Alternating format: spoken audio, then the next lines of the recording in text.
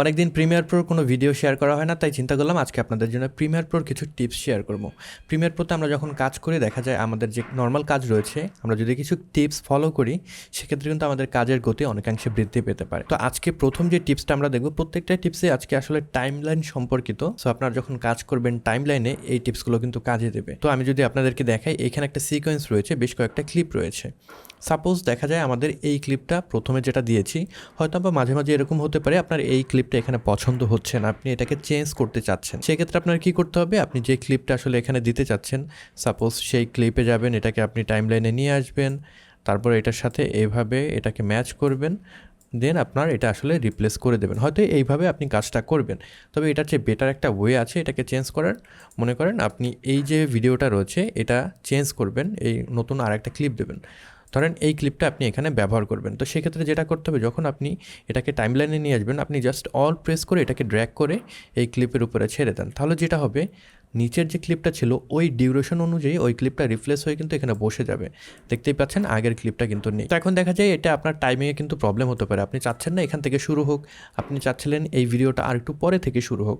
সেক্ষেত্রে যেটা করবেন, আপনাদের এখানে স্লিপ টুল নামে একটা অপশন রয়েছে, এটাকে ক্লিক করবেন, দেন আপনার এই ভিডিওটাকেই আপনি স্লিপ করতে পারবেন। আমাদের বাম পাশে যেটা দেখাচ্ছে ওটা হলো আপনার স্টার্টিং পয়েন্ট দেখাচ্ছে, এবং আমাদের ডান পাশে যে ভিডিওটা দেখছেন ছোটো করে এটা হলো আমাদের এন্ডিং পয়েন্ট। সো আমি চাচ্ছি আমাদের ক্লিপটা এখান থেকে শুরু হবে এবং এখানে শেষ হবে। তো এখন দেখতেই পাচ্ছেন আমাদের কিন্তু শুরুর ওই জায়গাটা নেই, আমাদের ক্লিপটা কিন্তু অ্যাকচুয়ালি আরও পরে থেকে শুরু হয়েছে। তো স্লিপ টুল দিয়ে আমরা চেঞ্জ করতে পারবো আমাদের ভিডিওটা কোন জায়গা থেকে শুরু হবে।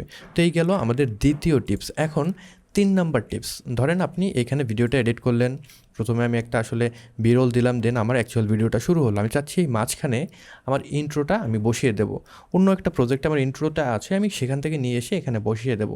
আমরা নর্মালি যেটা করে দেখা যায়, আমরা এখান থেকে এরকমভাবে ক্লিক করে ড্র্যাগ করে নিয়ে আসি, তারপরে এভাবে রাখি, দেন এই পুরো ক্লিপটাকে এভাবে সরিয়ে দেই, এগুলোকে সিলেক্ট করি, দেন আমরা এভাবে হয়তো বসিয়ে দিই। তো এই কাজটা কিন্তু আপনি ইজিলি করতে পারবেন। কীভাবে করবেন, জাস্ট আপনারা যে জিনিসগুলোকে নিয়ে আসতে চান অন্য কোনো টাইমলাইন থেকে ওইগুলোকে সিলেক্ট করলেন, সিলেক্ট করে এটাকে যখন ড্র্যাগ করে নিয়ে আসবেন আপনারা কন্ট্রোল প্রেস করে দেন এটাকে ড্র্যাগ করে নিয়ে আসেন যে জায়গায় আপনারা রাখতে চান। দেখতে পাচ্ছেন এখানে অ্যারো শো করছে, মানে ওই অ্যারোর ওই জায়গায় গিয়ে এটা রিপ্লেস হয়ে যাবে।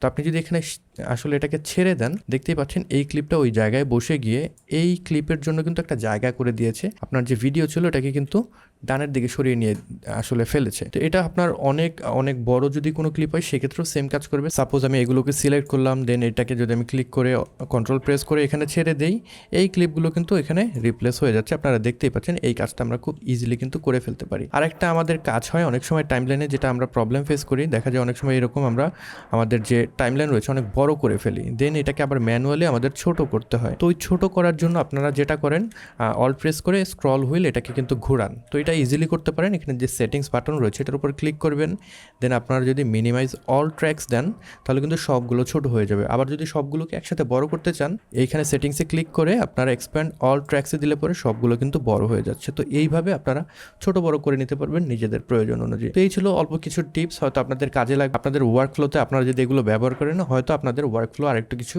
স্পিডি হবে। তো সবাই ভালো থাকবেন, সুস্থ থাকবেন। পরবর্তী ভিডিওতে নতুন কোনো বিষয় নিয়ে আবার দেখা হচ্ছে। Until then, good bye.